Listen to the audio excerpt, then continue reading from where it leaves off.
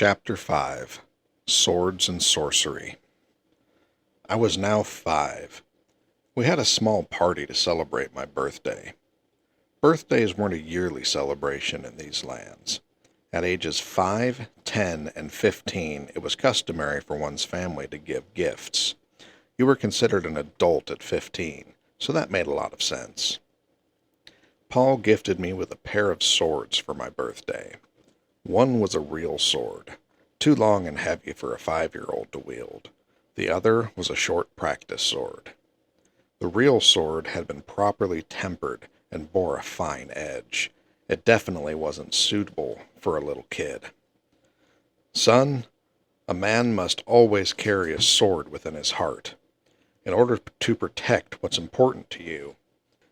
My father started a long, rambling stream of advice, and I just smiled and nodded. His spiel had a friendly and energetic air to it, but in the end, even Zedith chided him for going on too long. Admonished, he smiled and wrapped up with, "Just remember to keep it put away when you don't need it." The man clearly wanted me to have the self-awareness and preparation to be able to carry a sword around.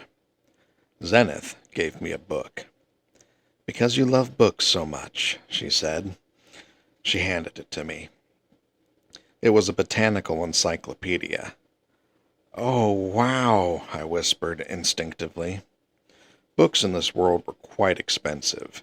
They had the means to make paper, but didn't yet have printing, so everything had to be handwritten. The encyclopedia was a thick volume, complete with helpful illustrations and easy-to-understand descriptions. I could only imagine how much it must have cost. "Thank you, Mother.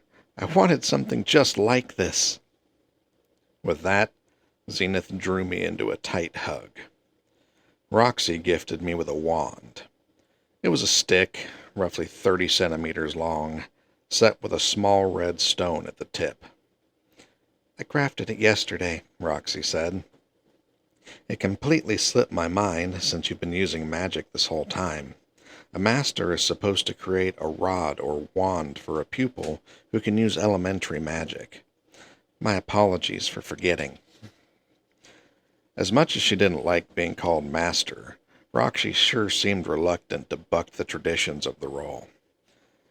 "Thank you, Master," I said. "I'll take good care of it." Roxy grimaced. The following day, I began actually training with the sword, focusing on practice swings and fundamental forms. We had a wooden practice dummy in our yard that I used to practice my forms and my strikes. My father helped me with my footwork, my balance, and the like. It felt really good getting into the real meat and potatoes of swordplay. Knowing how to wield a sword was crucial in this world. Even the heroes who appeared in books mostly wielded swords. Some used axes or hammers, but they were in a distant minority. No one used spears, because the despised Superb made use of tridents. It was commonly thought that the spear was a weapon of evil. When a spear appeared in a story, it was usually wielded by the wickedest of villains, the kind who would devour friend and foe alike, who would slaughter indiscriminately. Given that background, the art of the blade was far more advanced in this world than it was in my old one. A master swordsman could cleave a boulder in a single stroke, or unleash a flash of the blade to strike a distant foe. Paul had enough skill to accomplish the first one. I wanted to know the principles behind it, so he demonstrated it several times while praising and encouraging me. He probably felt pretty good having his young, advanced magic-using son clapping and cheering for him. Still, no matter how many times he showed me the trick, I couldn't tell how he did it, so I asked for an explanation. "Take a step forward like, huh, and then wham! Like this?" "No, you dolt! That was a step forward like humph, and then a wham! I said huh, and then wham! Stay lighter on your feet." And so it went. This was just conjecture on my part, but it seemed to me, in this world, magic was woven into the art of swordplay. It was visibly different from the flashy magical effects created by spellcraft, and instead worked by improving one's physical prowess and strengthening the metal of the sword itself. How else would it be possible to move at such blinding speeds or slice a huge rock in two? Paul wasn't using magic consciously. That was why he couldn't explain how he did what he did. It meant that once I was able to reproduce what he did, I'd be able to use magic to give myself a physical boost. I had to stick with it. In this world, there were three primary schools of swordplay. First was the sword god style. This style maintained that the best defense was a good offense and focused on high-speed moves with the goal of striking one's opponent first, ideally finishing the fight with a single blow. If the opponent was still standing, the practitioner would continue to strike and feint back until they were victorious. If I had to compare it to something from my old world, the closest thing would be Satsuma Jingen Ryu. Second was the water god style, the popular opposite of the sword god. It was a defensive form, focused on warding off strikes and then countering. Its core tenet was one of non-aggressive defense, which didn't allow the practitioner many openings for attack, but a true master would be able to unleash a counter-strike to any attack coming their way. And I do mean any attack, including projectiles and magical attacks. Given its focus on protection, this was the sword style of choice for royal guards and nobles. Last was the North God style. This was less a sword form than a general battle strategy. It didn't focus on specific moves, but allowed the user to adapt to different situations on the fly.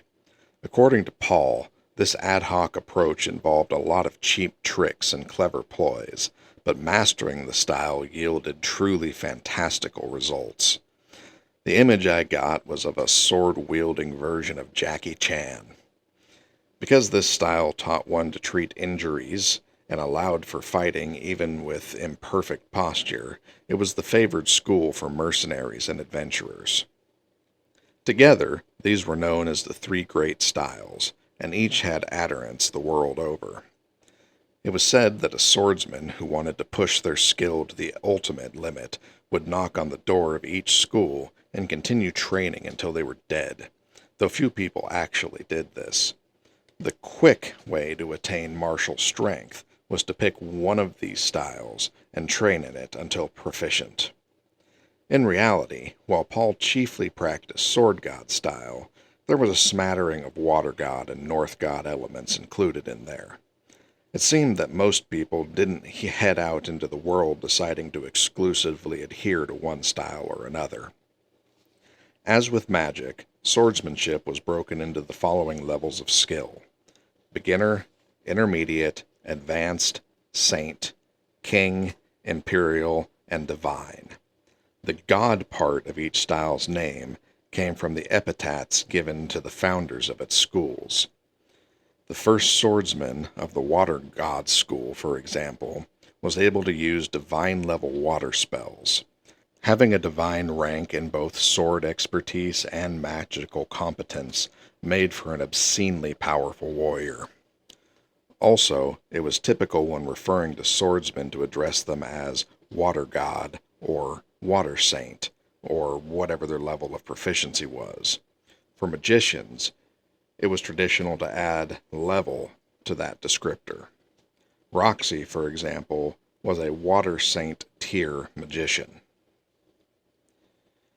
Paul decided that I would learn both sword god style and water god style.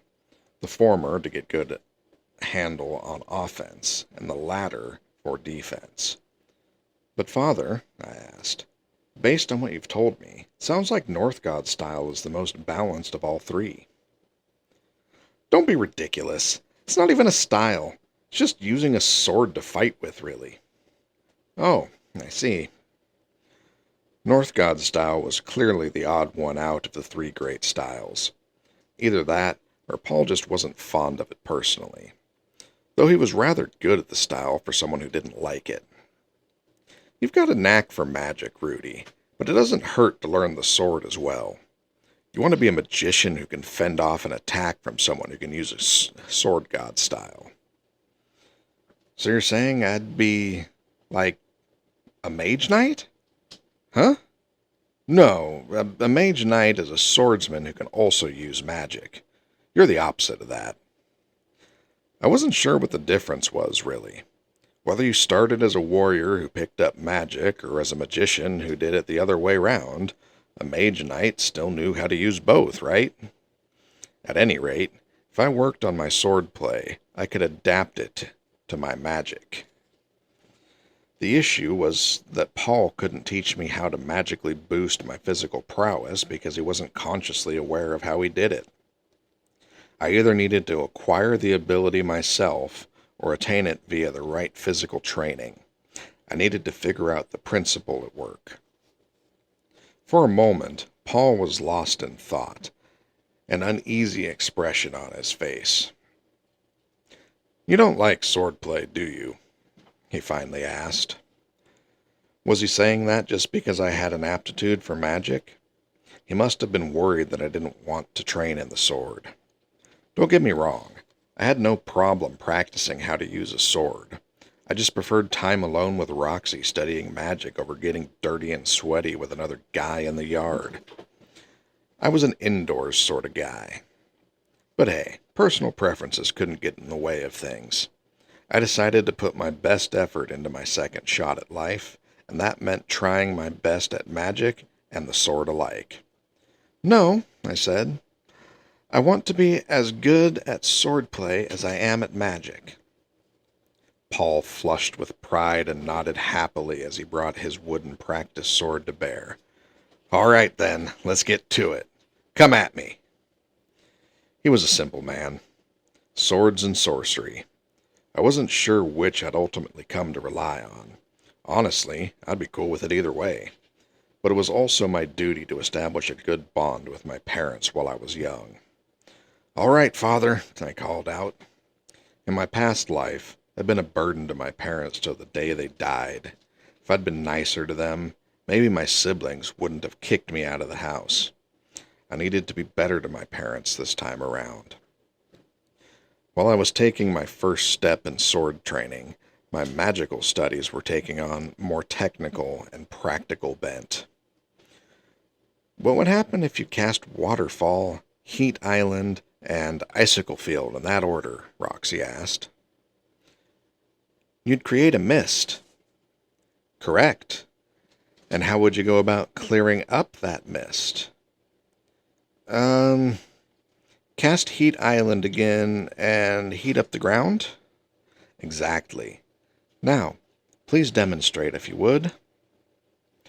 By using spells from different schools in succession, it was possible to create other phenomena. This was known as combined magic. A textbook of magic included a spell for making rain, but had nothing about creating mist. Therefore, magicians had to use spells from multiple schools in sequence. This allowed for the repetition of various natural phenomena. This was a world without microscopes. They probably hadn't discovered all the principles that govern the natural world. Combined magic contained all the creative genius of the great wizards of old.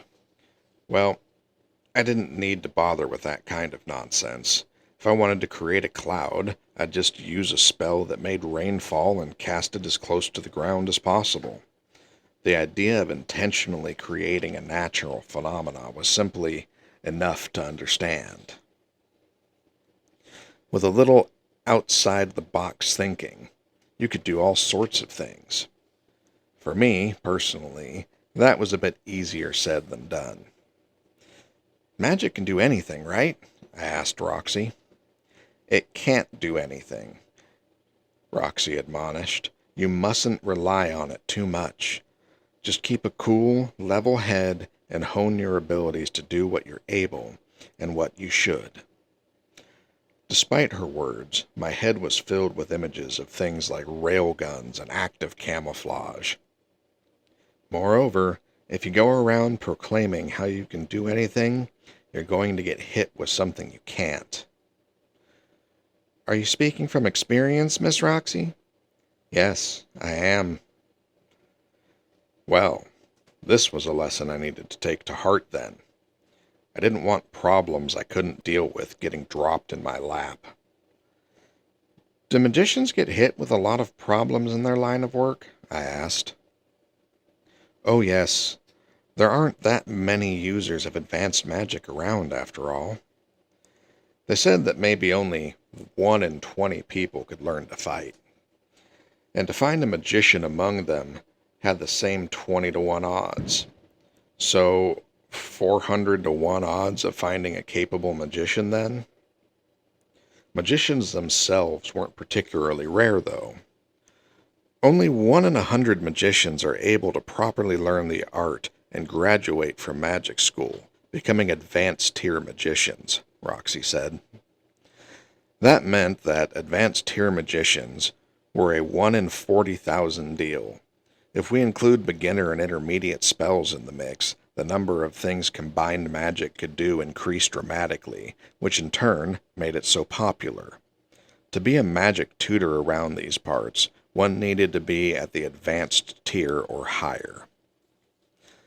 Steep requirements, but they yielded powerful results. So there are magic schools? I asked. Yes, there are magic schools all over the place in the major kingdoms. I'd assumed as much, but still, magic school? Huh. Should I give that a try? Move on to my schoolboy arc? Though the largest, Roxy continued, is the Renoa University of Magic. Whoa, they even had universities for that sort of thing? Is the university different from other magic schools? I asked. They have excellent facilities and a faculty to match. You'd have access to more modern and advanced courses there than any other schools, I'd imagine. Did you go to the University of Magic too, Miss Roxy? I did. Magic schools have very strict rules and regulations, so the University of Magic was the only school I could get into. It sounded like these other Renoan magic schools would allow a child of noble birth like myself to attend, but could deny entry on the basis of someone not being human. Discrimination against demons was lessening in modern days, but strong prejudices still lingered. The Renoa University of Magic doesn't lean on any strange regulations or misplaced pride. As long as you adhere to proper theory, they won't kick you out for being on the eccentric side, and they accept students of all different races. The different races even carry out individual research on their own particular kind of spellcraft. If you're interested in taking your magical education further, Rudy, I can highly recommend the University of Magic. Way to talk up her own alma mater. I was getting ahead of myself anyway. If I enrolled in university at age 5, I'd probably get the crap bullied out of me. I think it's a little early to make that sort of decision, I murmured. Indeed. You could also fulfill Sir Paul's hopes of you becoming a swordsman or a knight. And there are people who've attained the title of knight who have also attended the University of Magic. Don't think your choice is an exclusive one between swords or sorcery. You could always become a mage knight or something after all. Okay. Well then, it sounded like Roxy felt the opposite of Paul, worried that I didn't like magic enough. Lately, my magical reserves had been increasing, and I'd come to understand much of the theory behind the art. As a result, I was frequently restless and distracted during our classes. And besides, I'd been forced to take classes starting at age 3. She probably figured I'd grown sick of it over the last 2 years. Paul saw in me a talent for magic. Roxy saw in me a passion for the sword. With these differing ideas, they were pointing me towards a middle path. We're talking about stuff well into the future, right? I said. For you, Rudy, yes. Roxy flashed a forlorn smile. Pretty soon, however, I'll run out of things I can teach you. Your graduation is coming up very soon, so this sort of conversation isn't too premature. Wait, graduation?